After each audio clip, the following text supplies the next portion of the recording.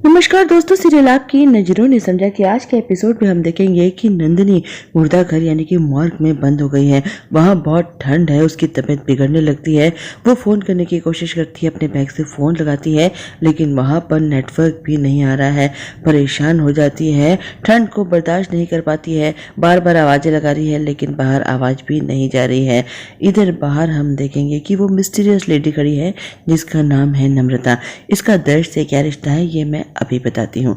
खैर, ये mysterious lady money मन सोचती है कि चिल्लाओ जितना चाहे चिल्लाओ, लेकिन आज तुम्हारी चूनर की रस्म नहीं हो पाएगी। पढ़ रहो मुर्दा घर में, पहनो अपनी चूनर। इधर घर में दर्श अपने और नंदिनी के सुखद भविष्य के लिए पूजा कर रहा है। सारी विघ्न बाधाएं वो टालना चाहता है। नंदिनी के लिए खास प्रार्थना करवा रहा है।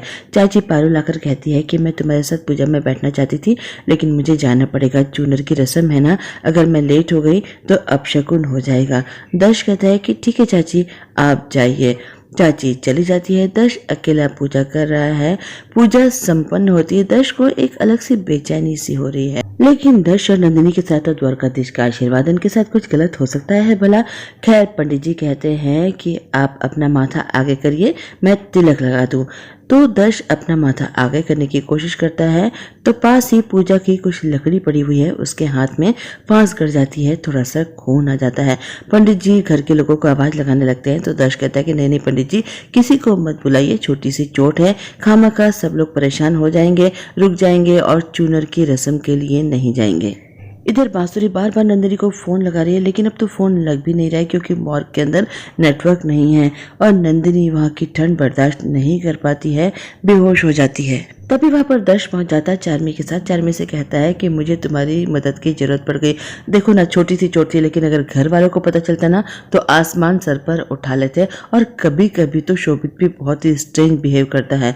वो लेडी नम्रता जल्दी से छुप जाती है दर्श को वहां पर देखकर। दर्श और चार्मी आपस में बात करते चले आ रहे हैं।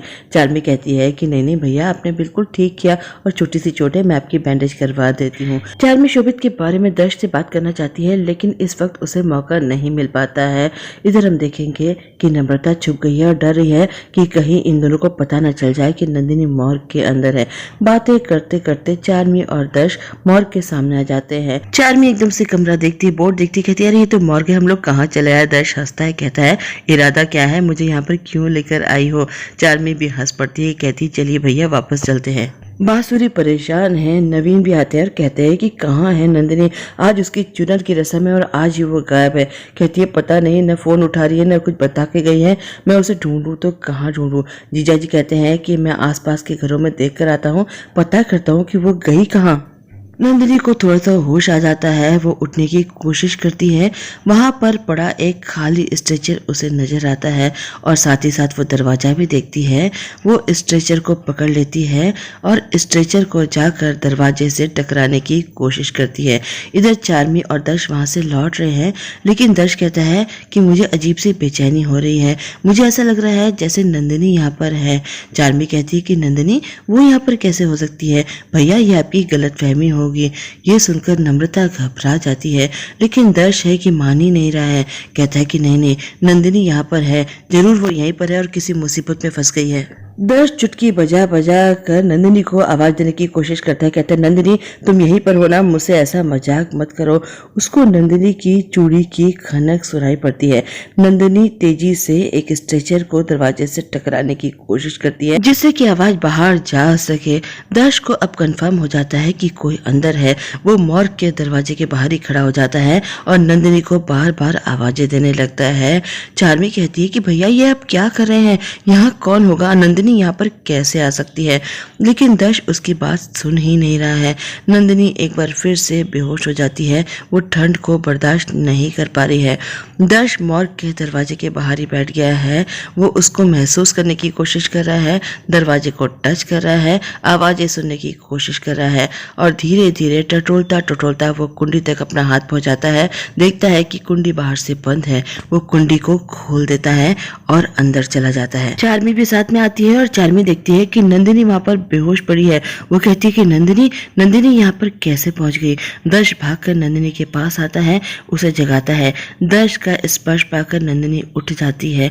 दर्श कहता है कि नंदिनी क्या हुआ, तुम यहाँ पर कैसे पहुँच गई। उसे संभालता है। नंदिनी बहुत घबराई हुई है, वो दर्श से लिपट जाती है। दर्श उसे संभालता साथ ही साथ पूछता है कि तुम यहाँ पर क्या कर रही हो। नंदिनी बताती है कि मुझे पता चला कि आपकी आंखें ठीक हो सकती हैं, तो मैं आपके डॉक्टर से मिलने आई थी। दर्श कहता है कि व्हाट, ये तुमसे किसने कहा कि मेरी आंखें ठीक हो सकती हैं। वो कहती है कि मुझे आज ही पता चला है। दर्श कहता है कि अच्छा चलो ठीक है। दर्श और चार्मी नंदिनी को रूम से बाहर लेकर जाते हैं। नंदिनी के घर में चूनर की रस्म के लिए रावल परिवार पहुंच चुका है, लेकिन नंदिनी का कुछ अता पता नहीं है। बांसुरी बहुत परेशान है। पारुल चाची भी नाराज हो जाती है, कहती है कि अपनी रस्म के दिन आखिर वो चली कहाँ गई। बार बार बांसुरी उसे फोन लगा रही है, लेकिन नंदिनी का फोन तो लग ही नहीं रहा है। गुंजन को बड़ी खुशी हो रही है और मनी मन सोचती है, नंदिनी तू तो रावल परिवार के मन से पहले ही उतर गई, अब तेरी कौन सी जगह बन पाएगी रावल परिवार में, खुद ही सोच ले, मैं करूंगी उस परिवार पर राज। तभी चाची के फोन में नंदिनी की कॉल आ जाती है। चाची कहती है कि मेरे पास नंदिनी की कॉल क्यों आई है। वो फोन पिक करती है। जो कुछ भी नंदिनी कहती है वो सुनकर चाची चौंक जाती है। कहती है क्या, ये तुम क्या करने जा रही हो। बांसुरी भी हैरान रह जाती है कि आखिर नंदिनी ने ऐसा क्या कह दिया। नंदिनी हॉस्पिटल के कॉरिडोर में रावल परिवार का वेट कर रही है। चाची आती है, पीछे पीछे पूरा रावल परिवार आता है। सब आते ही नंदिनी पर बरस पड़ते हैं। उससे कहते हैं कि इतना बड़ा डिसीजन लेने वाली तुम होती कौन हो। दर्श की आंखों का ऑपरेशन अगर होना था तो वो हम डिसीजन लेते, तुमने कैसे इतना बड़ा फैसला ले लिया। नंदिनी कहती है जो कुछ भी हुआ दर्श साहब की मर्जी से हो रहा है। पापा कहते हैं कि ऐसा हो ही नहीं सकता है। दर्श कोई भी फैसला अपने परिवार से कंसल्ट किए बिना नहीं लेता है।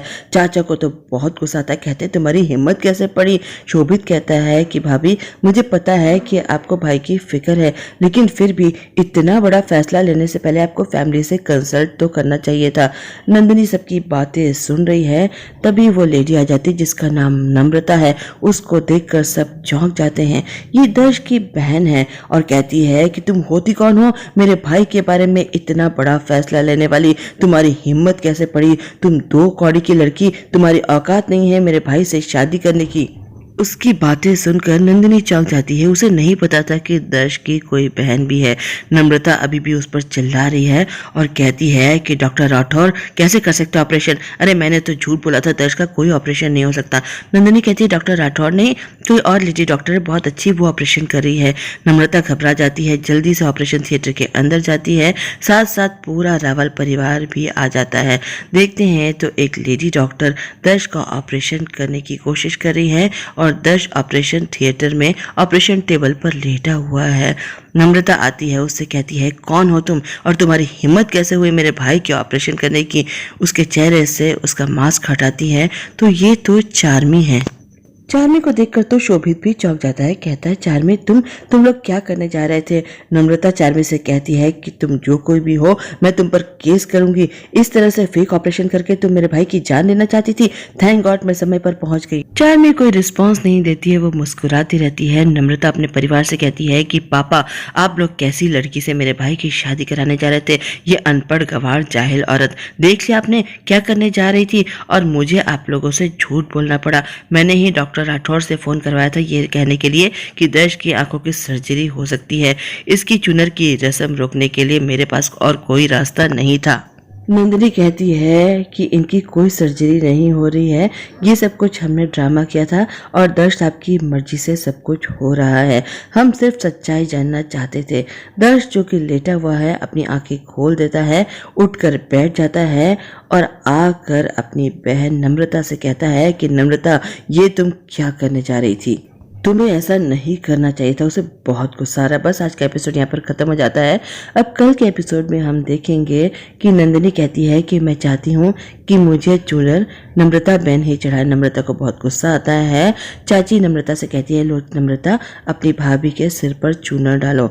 नम्रता एकदम से चूनर फेंकने वाली होती है नंदिनी की ओर, तभी दर्श आ जाता है, चूनर को पकड़ लेता है और कहता है कि नंदिनी को चूनर नम्रता नहीं चढ़ाएगी। बस आज इतना ही दोस्तों, कल फिर मिलते हैं। आप मेरे चैनल को लाइक करें, शेयर करें, सब्सक्राइब करें। मैं चलती हूँ, बाय।